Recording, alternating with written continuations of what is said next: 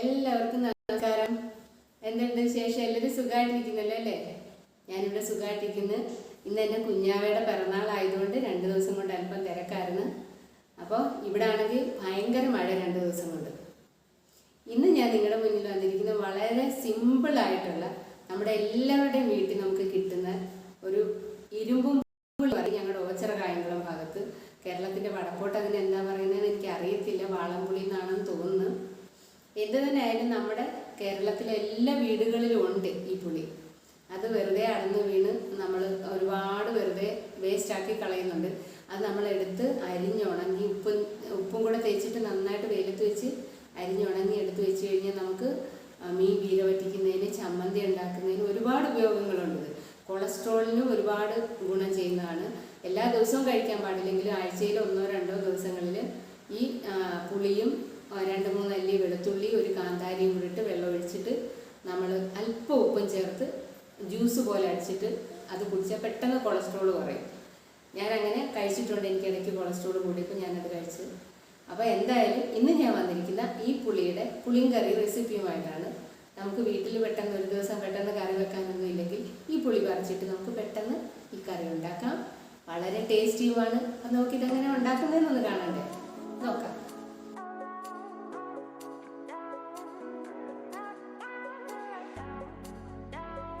ഞാനിവിടെ 20ഓളം പുളി എടുത്തിട്ടുണ്ട്. ഒരു 8 പച്ചമുളകും എടുത്തിട്ടുണ്ട്. ഇത് രണ്ടും നെടുകെ പിളർന്ന് എടുക്കണം. ഇത് നമുക്ക് വേവിച്ചെടുക്കാനുള്ളതാണ്.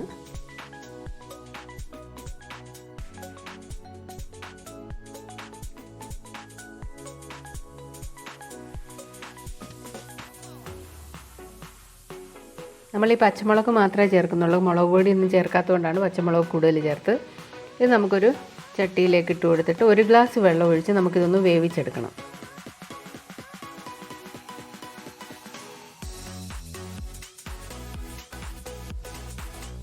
അടച്ചു വെച്ച് വേവിക്കാം. അപ്പോൾ പെട്ടെന്ന് തന്നെ വെന്ത് കിട്ടും.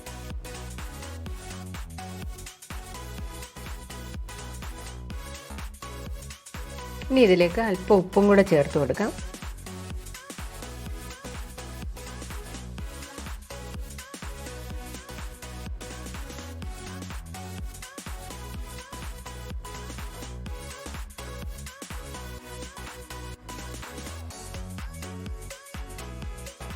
നമ്മുടെ പുളി നന്നായിട്ട് വെന്തിട്ടുണ്ട്.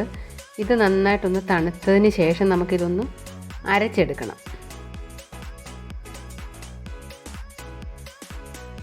നമുക്ക് മിക്സിയുടെ ജാറിലിട്ട് ചെറുതായിട്ടൊന്ന് ക്രഷ് ചെയ്ത് അരച്ചെടുത്താൽ മതി. ഒരുപാടങ്ങ് അരച്ചെടുക്കണമെന്നില്ല. കാരണം ഇത് വെന്ത് വരുമ്പം ശരിക്കും പറഞ്ഞാൽ നമ്മൾ മോരുകറി എങ്ങനെയാണോ ഇരിക്കുന്നത് അതുപോലെ. അപ്പം ഈ കഷ്ണങ്ങളായിട്ട് കിടക്കാതിരിക്കാൻ വേണ്ടിയിട്ടാണ് ഇതൊന്ന് അരച്ചെടുക്കുന്നത്.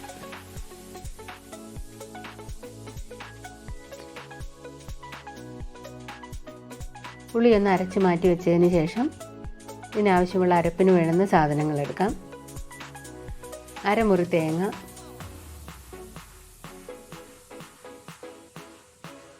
കാൽ ടീസ്പൂൺ ജീരകം, 1/4 ടീസ്പൂൺ മഞ്ഞൾപ്പൊടി, ഒരു പിഞ്ച് ഉലുവാപ്പൊടി, 2 പച്ചമുളക്, ഒരു പകുതി കഷ്ണം സവാള ചെറുതായിട്ട് അരിഞ്ഞതും കൂടി ഇതിലേക്ക് ചേർത്ത് കൊടുക്കാം.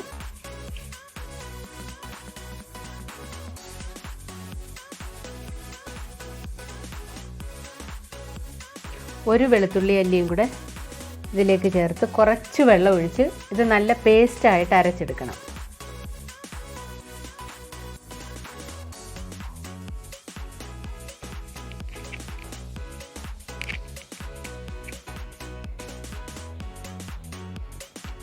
നമ്മുടെ അരപ്പ് ഇവിടെ റെഡി ആയിട്ടുണ്ട്.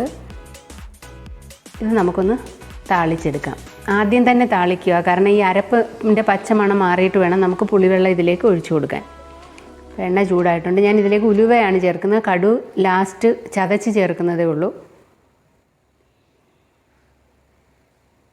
ഒരു വെളുത്തുള്ളി ചെറുതായിട്ട് അരിഞ്ഞതും, കുറച്ച് സവാള. ചുവന്നുള്ളി എൻ്റെ അടുത്തില്ലായിരുന്നു, അതുകൊണ്ട് സവാളയാണ് ഞാൻ എടുത്തത്. ചുവന്നുള്ളി ഉള്ളവർക്ക് ചുവന്നുള്ളി എടുക്കാവുന്നതാണ്. കറിവേപ്പില, ചുവന്ന മുളകും കൂടെ ഇട്ട് നമുക്കിതൊന്ന് താളിച്ചതിന് ശേഷം അരപ്പിതിലേക്ക് ചേർത്ത് ഒരു 2-3 മിനിറ്റ് നമുക്കിതൊന്ന് ആ പച്ചമണം മാറുന്നത് വരെ അരപ്പൊന്ന് ഇളക്കി കൊടുക്കണം.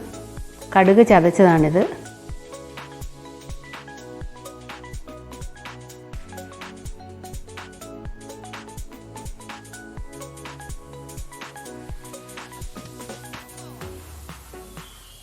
ഇതിലേക്ക് നമുക്ക് പുളിവെള്ളം കൂടി ഇതിലേക്ക് ചേർത്ത് കൊടുക്കണം.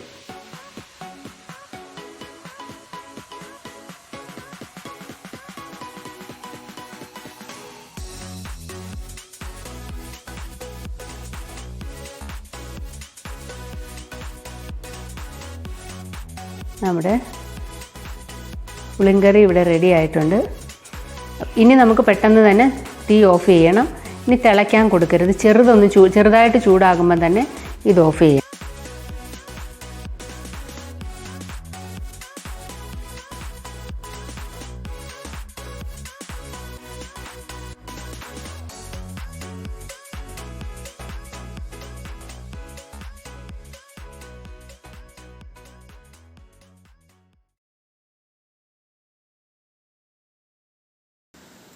നമ്മുടെ പുളിങ്കറി എങ്ങനെയാണ് ഉണ്ടാക്കുന്നതെന്ന് എല്ലാവരും കണ്ടല്ലോ. അപ്പം നിങ്ങളെല്ലാവരും ഇതൊന്ന് ട്രൈ ചെയ്ത് നോക്കണം. നിങ്ങൾക്ക് ഇഷ്ടപ്പെടുകയാണെന്നുണ്ടെങ്കിൽ ലൈക്ക് ചെയ്യണം, ഷെയർ ചെയ്യണം, സപ്പോർട്ട് ചെയ്യണം. നിങ്ങളുടെ അഭിപ്രായങ്ങളും കൂടെ കമൻ്റായിട്ട് ഇട്ടാൽ എനിക്ക് മനസ്സിലാകും. എൻ്റെ തെറ്റുകുറ്റങ്ങളുണ്ടെങ്കിൽ അതും അറിയിക്കണം. എന്തെങ്കിലും മാറ്റങ്ങൾ വരുത്തണമെന്നുണ്ടെങ്കിൽ അതും അറിയിക്കണം. എല്ലാവരുടെയും സപ്പോർട്ട് എൻ്റെ കൂടെ എപ്പോഴും ഉണ്ടാകുമെന്ന് വിശ്വസിക്കുന്നു. അപ്പം നമുക്ക് അടുത്ത നല്ലൊരു വീഡിയോയുമായിട്ട് നാളെ വീണ്ടും കാണാം. അതുവരെ എല്ലാവരും സന്തോഷമായിട്ടിരിക്കണം, സേഫായിരിക്കണം. എല്ലാവർക്കും നമസ്കാരം.